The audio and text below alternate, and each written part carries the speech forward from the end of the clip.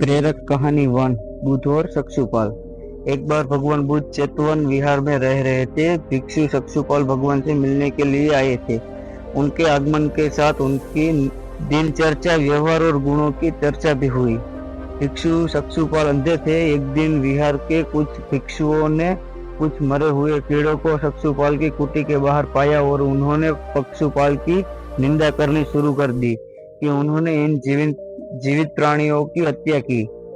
भगवान बुद्ध ने निंदा कर रहे थे उन भिक्षुओं को बुलाया और पूछा कि क्या तुमने भिक्षु को कीड़े मारते हुए देखा है? उन्होंने उत्तर दिया, नहीं।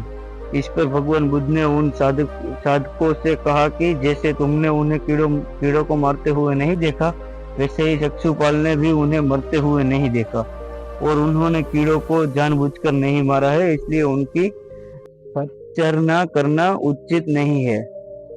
भिक्षुओं ने इनके बाद पूछा कि शिशुपाल अंधे क्यों हुए?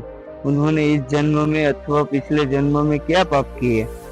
भगवान बुद्ध ने शिशुपाल के बारे में कथा की। वे पूर्व जन्म में एक चिकित्सक थे। एक अंधी स्त्री ने उनसे वादा किया था कि यदि वे उसकी आंखें ठीक कर देंगे तो वह और उसका परिवार उनके दास बन जाएंगे। स्त्री की आंखें ठीक हो गई, पर उसने दासी बनने के भय से यह मानने से इनकार कर दिया। चिकित्सक को पता था कि उस स्त्री की आंखों ठीक हो गई है, वह झूठ बोल रही है। उसके सबक सिखाने के लिए या बदला लेने के लिए शिशुपाल ने दूसरी दवा दी। उस दवा से महिला फिर अंधी हो गई। वह कितना ही रोई पीटी, लेकिन शिशुपाल जरा भी नहीं पसीजा। इस पाप के फल स्वरूप अगले जन्म में चिकित्सक को अंधा बनना पड़ा। प्रेरक कहानी 2। परिश्रम और धैर्य। एक बार भगवान बुद्ध अपने अनुयायियों के साथ किसी गांव में उपदेश देने जा रहे थे। उस गांव से पूर्व ही मार्ग में उन लोगों को जगह जगह बहुत सारे गड्ढे खुदे हुए मिले। बुद्ध के एक शिष्य ने उन गड्ढों को देखकर जिज्ञासा प्रकट की, आखिर इस तरह गड्ढे का खुदे हुए होने का तात्पर्य क्या है? बुद्ध बोले, पानी की तलाश में किसी व्यक्ति ने इतने गड्ढे खोदे हैं। यदि वह धैर्य पूर्वक एक ही स्थान पर गड्ढे खोदता है तो उसे पानी अवश्य मिल जाता, पर वह थोड़ी देर गड्ढा खोदता और पानी न मिलने पर दूसरा गड्ढा खोदना शुरू कर देता। व्यक्ति को परिश्रम करने के साथ धैर्य भी रखना चाहिए। प्रेरक कहानी 3। अमरूद की खेती।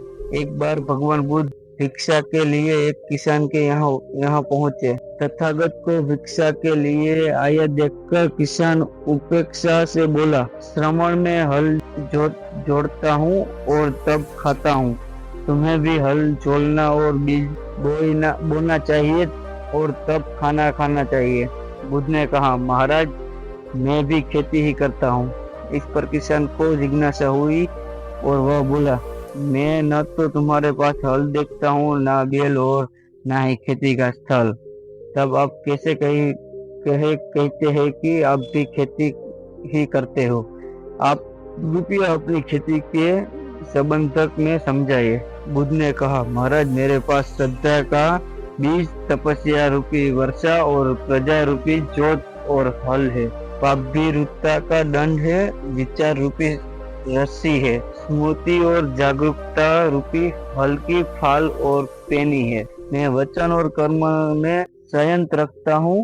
मैं अपनी इस खेती को बेकरार घास से मुक्त रखता हूँ और आनंद की फसल काट लेने तक प्रयत्नशील रहने वाला हूँ। अप्रमाद मेरा बैल है, जो बाधाएं देखकर भी पीछे मुंह नहीं मोड़ता है।